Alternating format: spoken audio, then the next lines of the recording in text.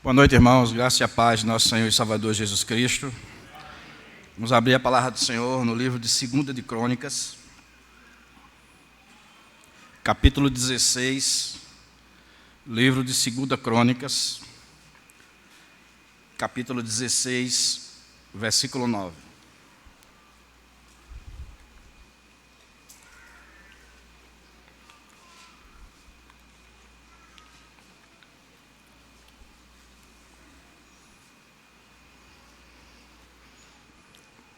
Diz assim o texto sagrado: Porque quanto ao Senhor, seus olhos passam por toda a terra, para mostrar-se forte para com aqueles cujo coração é totalmente dele. Nisto procedestes loucamente, por isso, desde agora, haverá guerras contra ti. Irmãos, a mensagem de hoje à noite tem por seguinte tema: Deus quer fortalecer aqueles cujo coração é totalmente dele. E o livro de Crônicas, a tradição judaica entende que esse livro foi escrito por Esdras. Então Esdras escreveu o seu livro Esdras, e 1ª e 2 Crônicas. Se a tradição judaica estiver certa, então o livro de Crônicas foi escrito após o cativeiro da Babilônica. O povo de Israel voltou do cativeiro da Babilônia, passou 70 anos, e Esdras resolveu escrever este livro aqui. O propósito de Esdras escrever este livro, de o cronista escrever esse livro, era tentar estimular e fortalecer o povo de Deus e trazer uma palavra de esperança para o povo de Deus, porque se você ler os profetas que escreveram e profetizaram após o exílio, e eu me refiro aqui a Ageu. O profeta Ageu foi um contemporâneo de Esdras, e o profeta Ageu e também o profeta Zacarias profetizaram para o povo de Israel naquela época, porque o povo de Israel, quando voltou do cativeiro, algumas pessoas que sobreviveram ao cativeiro, que conseguiram passar os 70 anos, e essas pessoas, elas tinham visto a glória do primeiro templo que Salomão havia construído. E elas diziam o seguinte: não adianta, por mais que a gente se esforce, por mais que a gente se entregue, por mais dinheiro que a gente gaste, a glória do segundo templo jamais irá se comparar com a glória do templo de Salomão.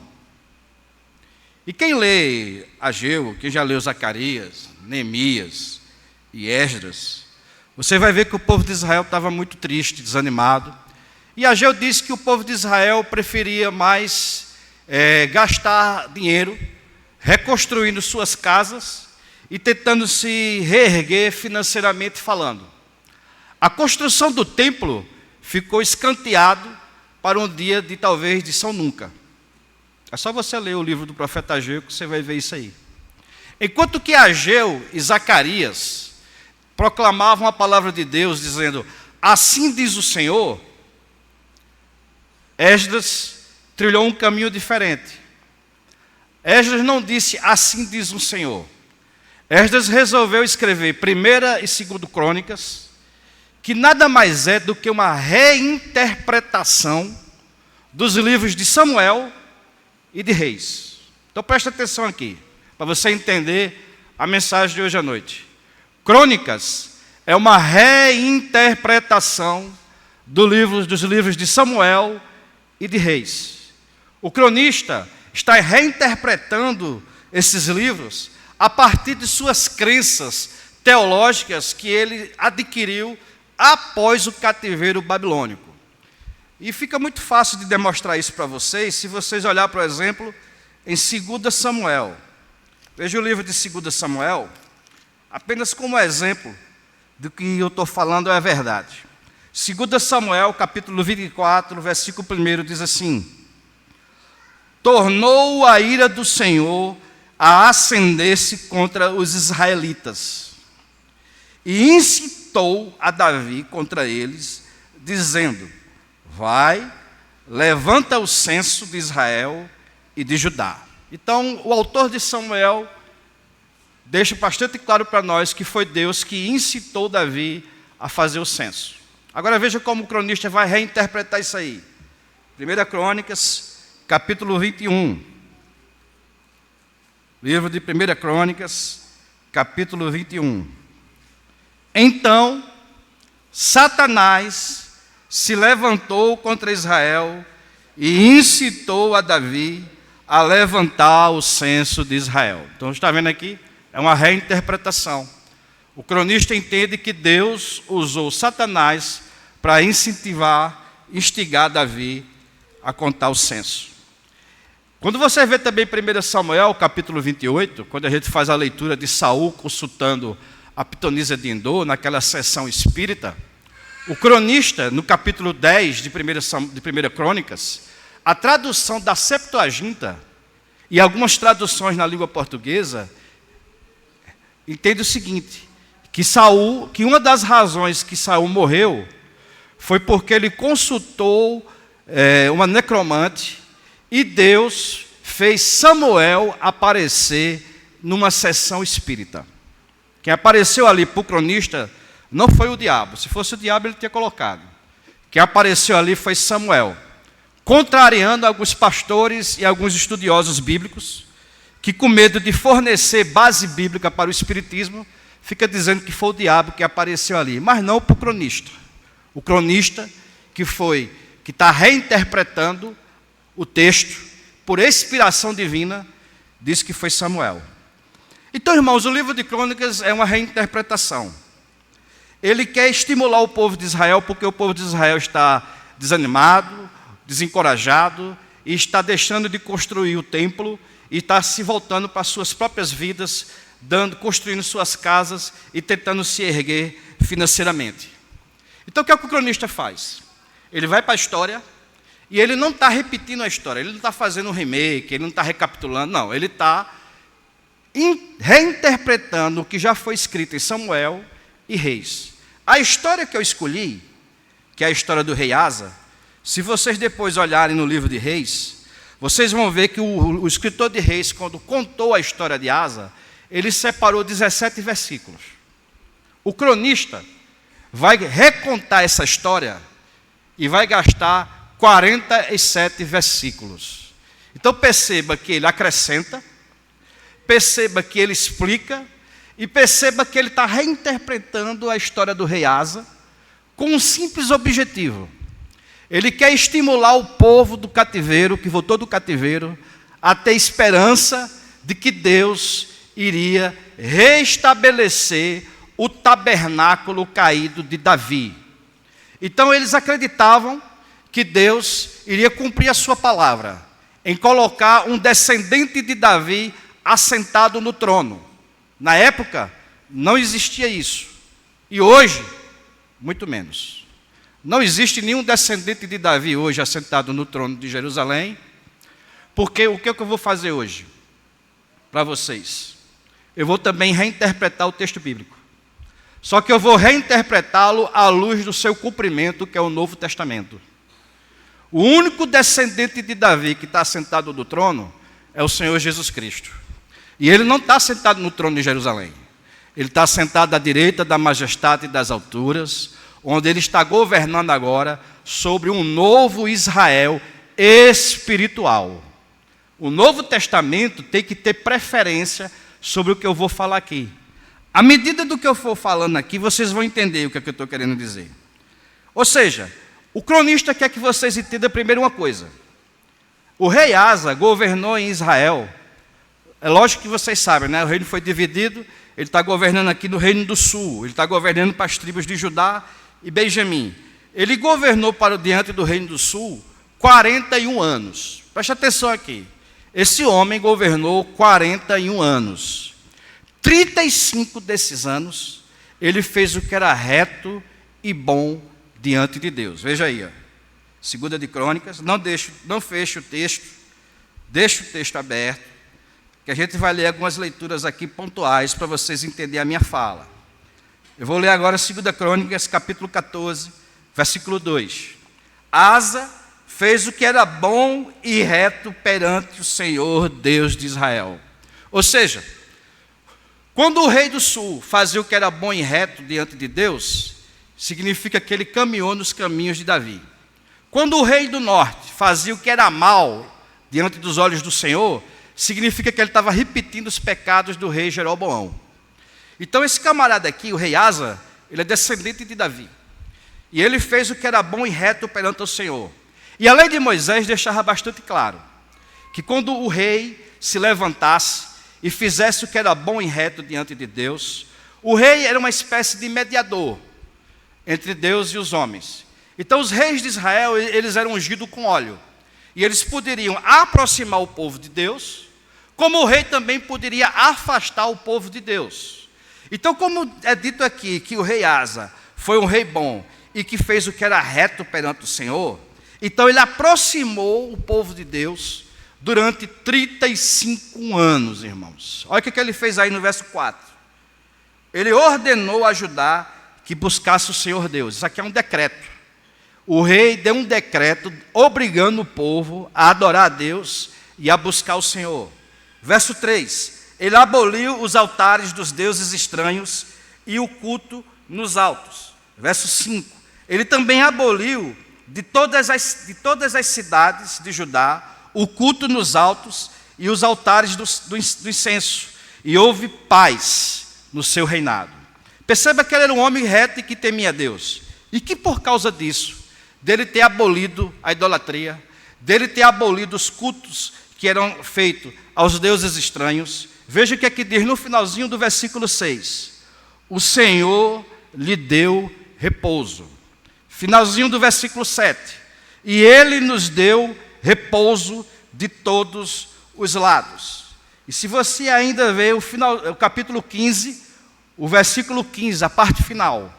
O Senhor lhes deu paz por toda parte. Percebe o que é que o cronista está fazendo aqui? Foi um homem que temeu a Deus durante 35 anos, irmãos. Isso aqui, assim, não me recordo de alguém, o único rei que conseguiu servir a Deus durante 40 anos foi Salomão, que foi considerado um reinado de paz, a era de ouro de Israel. Só que Salomão reinou sobre as 12 tribos. Esse rei chegou perto. Ele honrou ao Senhor, buscou ao Senhor de todo o seu coração, que Deus concedeu a ele durante 35 anos um reinado de paz. E se você vê ainda o capítulo 15, versículo 12, veja o que aqui diz. Então, entraram em aliança de buscarem ao Senhor, Deus de seus pais, de todo o coração e de toda a alma. Era um rei magnífico. Um rei que amou a Deus de todo o coração e de toda a sua alma. E tem uma coisa também, irmãos, que me chama a atenção nesse texto. O cronista quer que vocês entendam uma coisa. Se vocês lerem o versículo 9, durante esses 35 anos de paz, teve um rei etíope, verso 9, Zera, o etíope, saiu contra eles com um exército de 1 milhão de homens e 300 carros, e chegou até Maressa. Então Asa saiu contra ele e ordenaram a batalha no vale de Zefatá, perto de Marissé. Agora presta atenção. Olha a oração desse homem. Verso 11. Clamou Asa ao Senhor, seu Deus, e disse: Senhor, além de ti, não há quem possa socorrer numa batalha entre o poderoso e o fraco. Então o rei etíope veio para ele com aproximadamente 1 milhão de soldados. A infantaria de Asa era aproximadamente de 450 mil, 500 mil, praticamente o dobro. Olha a oração dele. Senhor, além de ti, não há ninguém que possa socorrer numa batalha entre o poderoso e o fraco. Ajuda-nos, pois, Senhor, nosso Deus, porque em ti confiamos e no teu nome viemos contra esta multidão. Senhor, tu és nosso Deus, não prevaleça contra ti o homem. O Senhor feriu os etíopes diante de Asa e diante de Judá, e eles fugiram. A lei de Moisés já dizia que se o povo que se chama pelo meu nome se humilhar e buscar a face de Deus, o inimigo vem por um caminho, mas eu, o Senhor, farei eles fugirem por 7 caminhos. Perceba no capítulo 15 que o cronista vai falar uma outra coisa importante para a minha mensagem. Verso 1: veio o Espírito de Deus sobre Azarias, filho de Oded. E aqui também, irmãos, eu não me lembro. Geralmente, quando Deus levanta um profeta, Ele sempre vai levantar um profeta para poder confrontar os pecados do rei. Não me lembro, sinceramente, não me lembro de um profeta que se levantou para poder elogiar um rei. Não me lembro. Esse aqui se levantou para poder elogiar Asa. Veja aqui. Este saiu ao encontro de Asa e lhes disse: ouvi-me, Asa, e todo Judá e Benjamim, o Senhor está convosco, enquanto vós estáis com ele. Se o buscardes, ele se deixará achar. Porém, se o deixardes, vos deixará. Capítulo 15, versículo 3. Israel esteve por muito tempo sem um verdadeiro Deus, sem sacerdote que o ensinasse e sem lei. Mas quando na sua angústia eles voltaram ao Senhor, Deus de Israel, e o buscaram, foi por eles achado. Naqueles tempos não havia paz, nem para os que saíam, nem para os que entravam, mas muitas perturbações sobre todos os habitantes daquelas terras, porque nação contra nação e cidade contra cidade se despedaçavam, pois Deus os conturbou com toda sorte de angústia. Agora veja o que o profeta diz: mas sede fortes e não desfaleçam as vossas mãos, porque a vossa obra terá recompensa. Tem uma tradução que vai dizer assim: mas com você, Asa, a coisa é diferente. Durante muitos anos o povo de Israel ficou sem lei, sem profeta e sacerdote. Mas durante 35 anos o povo de Israel tem lei, tem sacerdote e tem um Deus achegado a vocês, porque vocês se achegavam a Ele. Lindo, né, irmãos? É uma maravilha isso aqui. O verso 9, melhor dizendo, no verso 8, diz assim: ouvindo, pois, Asa essas palavras e a profecia do profeta, filho de Oded, ele redobrou o seu ânimo. Então, se ele já estava estimulado, depois da palavra profética, ele ficou duplamente estimulado. Irmãos, ele ficou tão estimulado, ele ficou tão feliz em um profeta de Deus ter elogiado os seus caminhos retos. Ou seja, Deus está reconhecendo que ele era um homem bom, reto e que se desvia do mal. Assim como Deus falou de Jó, né, a Satanás: homem íntegro, reto e que se desvia do mal. Ele ficou tão feliz que o ânimo dele foi redobrado. E olha o que ele faz aí, olha o que o cronista vai dizer que ele vai fazer. 2 de Reis, capítulo 15, versículo 13. E que todo aquele que não buscasse ao Senhor, veja, ele deu um decreto dizendo que todo aquele que não buscasse ao Senhor, Deus de Israel, iria acontecer o que com ele, gente? O que ia acontecer com aquelas pessoas que vivessem no reinado de Asa e não adorassem a Deus? Iria morrer. Iria morrer. Geralmente é isso que acontece, né? Quando os crentes eles assumem o poder, eles fecham os bares, não vai ter mais dia de domingo, ninguém vai para canto nenhum. Se não vir para a igreja, fica em casa. Né? É só você ver a reforma que Calvino fez. Geralmente é assim. E aqui é um decreto real, onde ele usa a espada. Se você não adorar o Deus de Israel, você vai morrer. É uma conversão, irmãos, que ele está levando até mesmo às últimas consequências. Então, se ele já servia a Deus, ele passou agora a servir a Deus ainda mais usando a força. Usando a força. Eu prefiro pessoas que temem a Deus do que pessoas que não temem a Deus. Então, quem não teme a Deus vai morrer. Assim seja o menor como o maior, tanto de homem como de mulher. E o verso 14 diz que eles juraram ao Senhor em alta voz, com júbilo e com clarins de trombeta.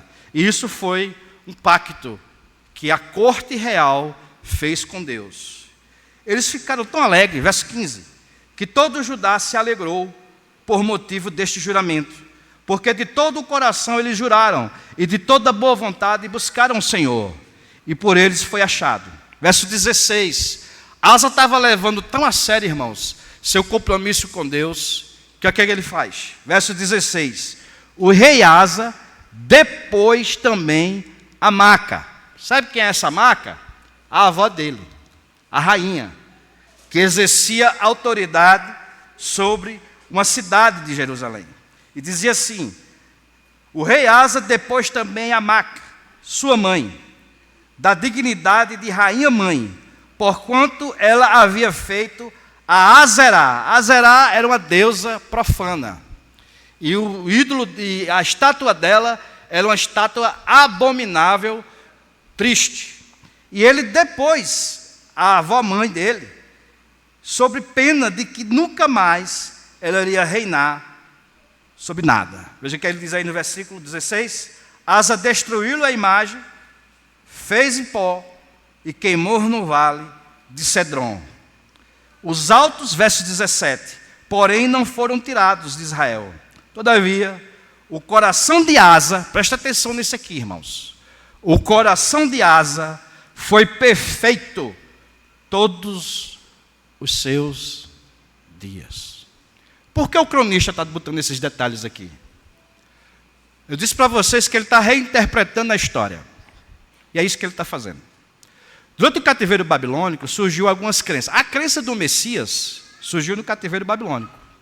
Só que junto com a crença do Messias, surgiu uma crença também que funcionava mais ou menos assim.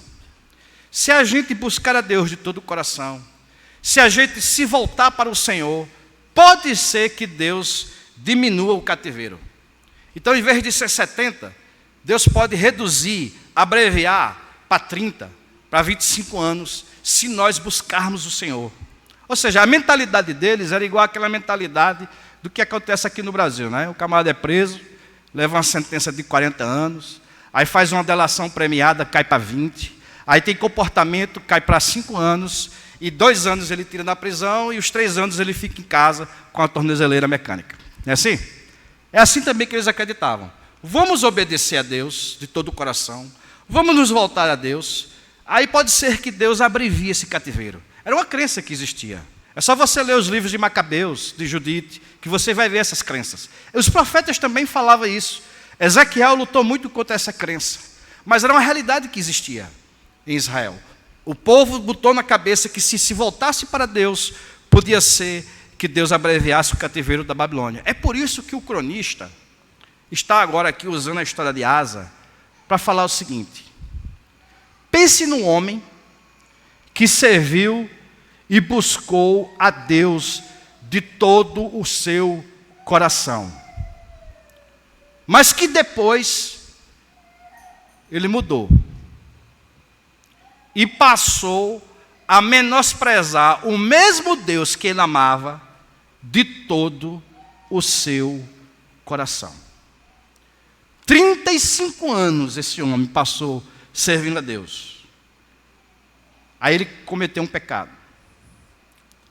E o que é interessante é que o pecado dele não foi o seguinte: ele adorou uma divindade falsa. Ele cometeu, sei lá, zoofilia, alguma coisa desse tipo. Não, não foi isso. Sabe onde foi que ele caiu, gente? Ele caiu naquilo que ele era o melhor. Na área onde ele se destacava quando o assunto era Deus. Ele não cometeu um pecado como Davi, ou como o rei Ezequias. O rei Ezequias inventou de abrir o palácio e mostrar todo o tesouro. Aí Deus manda um profeta e diz: olha, é o seguinte, você agora vai perder tudo que você viu aí. Só que o rei Ezequias era tão cínico que o profeta disse assim: só que você não vai perder na sua geração. Quem vai sofrer vai ser seus netos e seus bisnetos. Aí o rei Ezequias: aleluia, glória a Deus, ainda bem que não vai acontecer na minha geração. Era um homem cínico. Já o rei Asa, ele cometeu um pecado, presta atenção aqui, naquilo que ele era o melhor. Uns confiam em carros, outros confiam em cavalo. Asa não. Numa guerra, vocês viram a oração do rei. Quando o assunto era guerra, Asa consultava a Deus e confiava em Deus. E ele fez isso durante 35 anos da sua vida. Mas o que foi que aconteceu? 2 de Crônicas, capítulo 16. No 36º ano do reinado de Asa, subiu Asa, assim como também tinha subido o etíope Zerá. Agora era Baasa, rei de Israel, contra Judá, e edificou a Ramá, para que ninguém fosse permitido sair de junto de Asa, rei de Judá, nem chegar a ele. Agora preste atenção, olha os detalhes que o cronista coloca. Então Asa tomou prata e ouro dos tesouros da casa do Senhor e dos tesouros da casa do rei, e enviou servos a Ben-Hadad, rei da Síria, que habitava em Damasco, dizendo: haja aliança entre mim e ti, como houve entre meu pai e teu pai. Eis que te mando prata e ouro. Vai e anula a tua aliança com Baasa, rei de Israel, para que se retire de mim. Ben-Hadad deu ouvidos ao rei, e Asa enviou os capitães dos seus exércitos contra os cidadãos de Israel, e feriu a Ijon, a Dan, a Bel-Amim, e todas as cidades armazenadas de Naftali. Ouvido isso, Baasa deixou de edificar Ramá, e não continuou a sua obra. Então o rei Asa tomou todo o Judá, e trouxeram as pedras de Ramá, e a sua madeira, com que Baasa a edificara. Com elas edificou a Asa, a Geba e a Mispa. Ele não buscou a Deus. Ele preferiu fazer uma conchave política. Aí ele recebe uma visita de um outro profeta, dessa vez é um profeta chamado Anani. Ele veio até Asa e disse, verso 7, porquanto, irmãos, isso aqui é doloroso, 35 anos, meu irmão, servindo a Deus, e ele cometeu um único deslize. Só um. 35 anos. Aí ele deu um deslize. Porquanto confiaste no rei da Síria, e não confiaste no Senhor teu Deus, o exército do rei da Síria escapou da tua mão. Acaso não foram os etíopes e os líbios grande exército, com muitíssimos carros e cavaleiros? Porém, tendo tu confiado no Senhor, ele os entregou nas tuas mãos.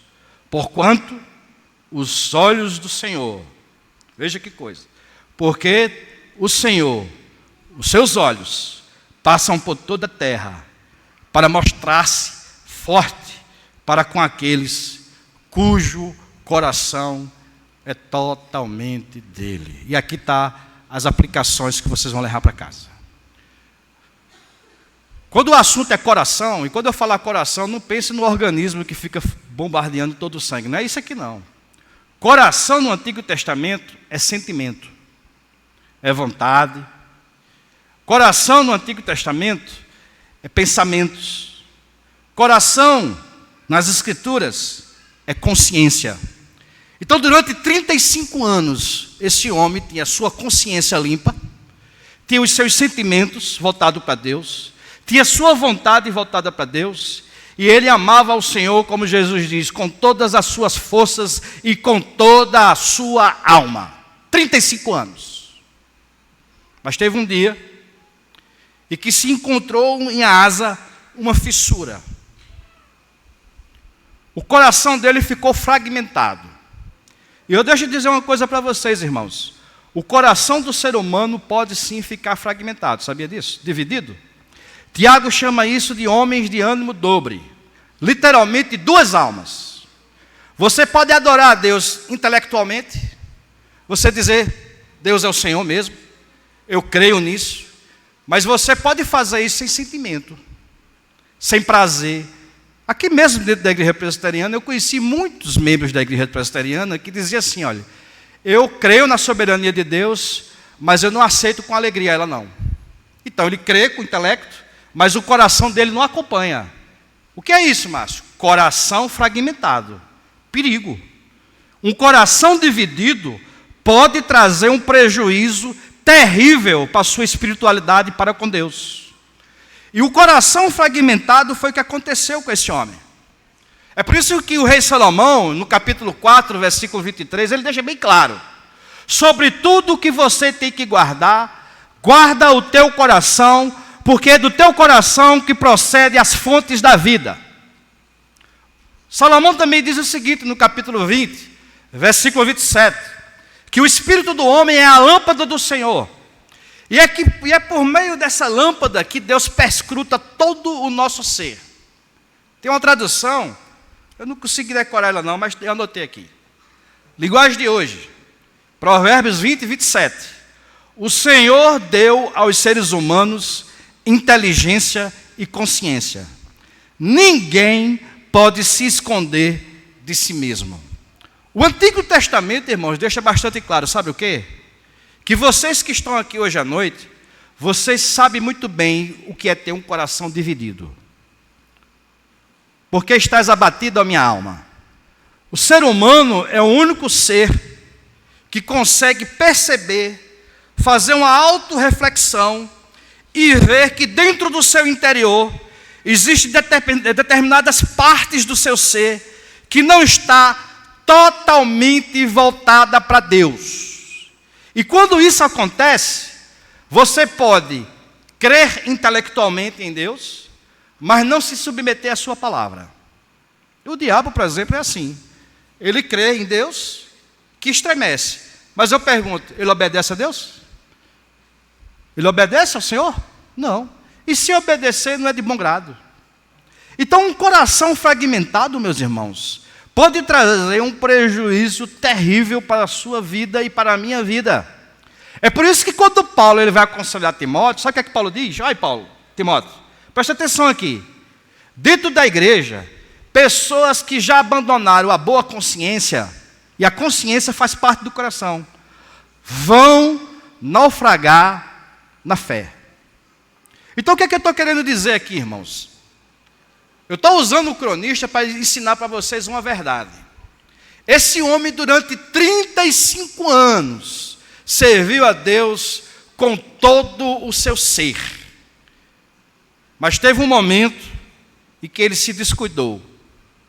E alguns elementos e algumas partes do seu ser começou a se distanciar de Deus e ele não percebeu isso. E a gente vê na história de Israel que é justamente isso que acontece. Ou seja, o livro dos reis diz que tinha pessoas que adoravam a Deus, mas também adoravam os ídolos. O que eu estou querendo dizer, irmãos, que é perfeitamente normal, vocês e eu, se aproximar diante de Deus com a boca, e o coração está longe. É isso que eu estou querendo dizer. E determinados tipos de comportamento como esse, vai trazer prejuízo para a sua fé, como vai trazer prejuízo para a minha fé. E como é difícil, irmãos, a gente tomar conta do coração. A Bíblia deixa bastante clara que essa responsabilidade não é do Espírito Santo. Não pense que vai ser o Espírito Santo que vai tomar conta do seu coração, porque não é ele que vai tomar conta do seu coração. Quem tem que tomar conta do seu coração é você. É por isso que os profetas diziam assim, põe em ordem a tua casa. E a casa não é a casa não, a casa é o coração. Analisa o teu coração. Filho meu, dai-me o teu coração. Porque você pode ter um coração fragmentado. Na realidade, é perfeitamente possível nós termos um coração fragmentado. A gente com a boca louve ao Senhor, mas a vontade não serve ao Senhor. A gente adora a Deus, mas não ama o irmão que vê. Isso é coração fragmentado. E Tiago diz que tal homem não consegue grandes coisas com Deus. é uma espiritualidade raquítica, é uma espiritualidade doentia, e é uma espiritualidade que Judas vai chamar de contagiosa. Uma pessoa com o coração fragmentado contagia outras pessoas. Daqui a pouco fica toda uma congregação de pessoas com o coração fragmentado, dividido, não está inteiramente voltado para Deus. E Márcio, o que é que eu tenho que fazer? Tomar conta do seu coração. Aqui não é oração, irmãos, que resolve. Aqui não é jejum que resolve. Aqui também não é nem memorizar versículos bíblicos que resolve. O que resolve aqui é você vigiar e olhar para o seu ser. Analisa a tua alma, analisa o teu coração, teus pensamentos e teus sentimentos e vê se tudo que tu tem está voltado para Deus. Porque as Escrituras dizem que isso é algo muito difícil de fazer na vida de comunhão com Deus. Esse homem, ele conseguiu fazer isso durante 35 anos. E o Novo Testamento diz, Paulo aos Coríntios diz, olha, pessoas que têm coração fragmentado, nem mesmo com elas comais. Pode ver lá.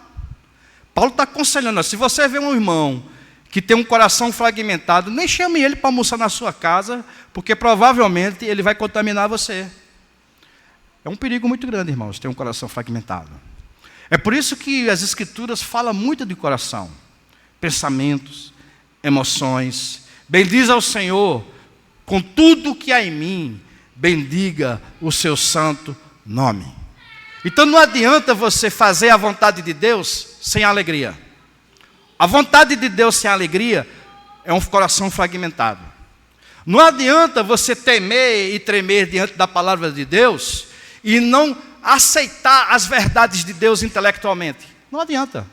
Ou você tem todo o seu ser voltado para Deus, ou do contrário, vai acontecer algo terrível na sua vida e vai acontecer algo terrível na minha vida. O rei Asa, irmãos, aconteceu algo terrível na vida dele. Veja como é que termina a história desse homem. 2 Crônicas, capítulo 16. Verso 12.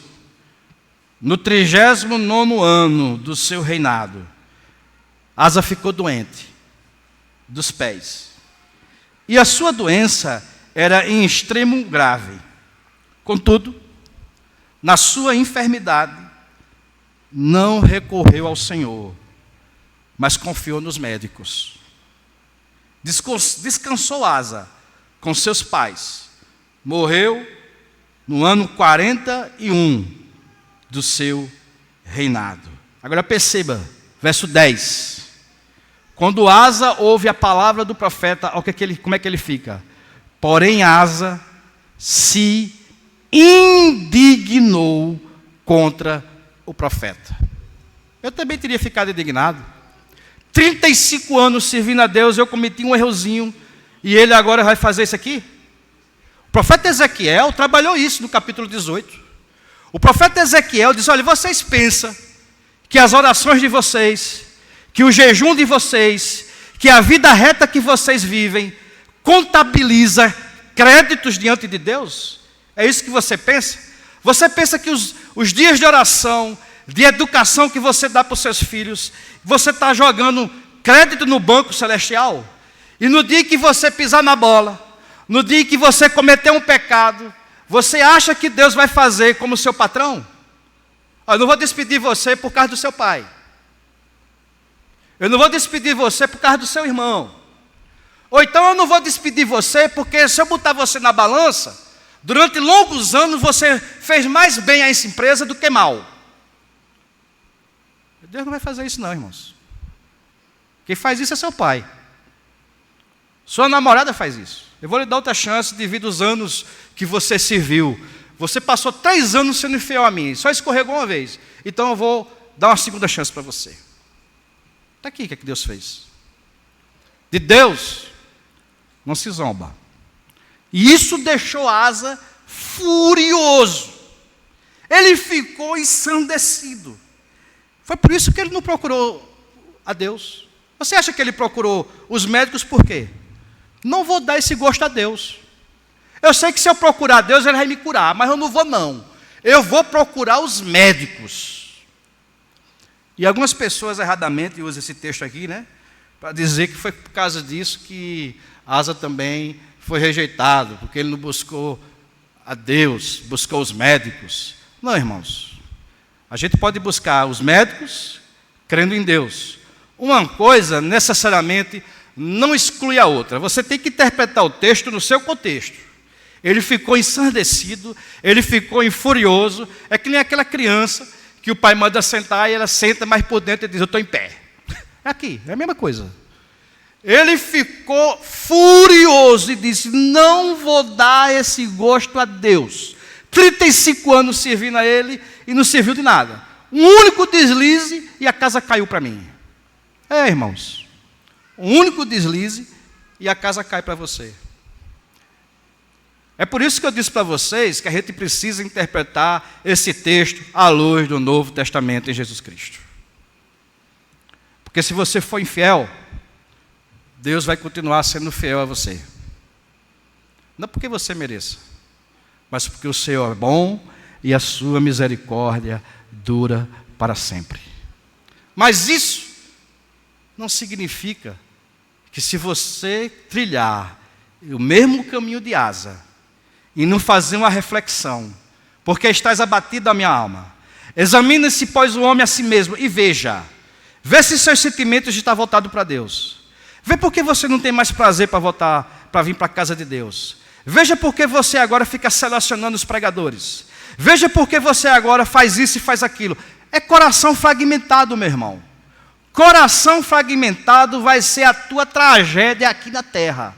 Você vai naufragar na fé, se você não colocar em ordem o teu coração. E aqui não tem bom. Não tem bom. Ninguém vai chegar aqui e dizer, dessa água eu nunca vou beber. Não tem bom. Esse homem serviu a Deus 35 anos. Mas teve um dia em que o coração dele se fragmentou e ele cometeu um erro onde ele era melhor. A área que ele se destacava era essa. A prova é tanta que ele recebeu um profeta elogiando ele, irmãos. Você, Asa, não confia em carros e não confia em cavalos. Os anjos dos céus estão fazendo festa por você, porque você confia em Deus. Mas teve um dia que sei lá o que foi que aconteceu, a loucura bateu no coração dele, e ele mudou de um homem totalmente voltado para Deus, para um homem que menosprezou a Deus totalmente. Se isso aconteceu com Asa, pode acontecer com você. Não adianta bater na madeira, não adianta fazer cruz, não adianta dizer sangue de Cristo tem poder, porque não estou lançando maldição e nem praga. Eu estou falando a verdade.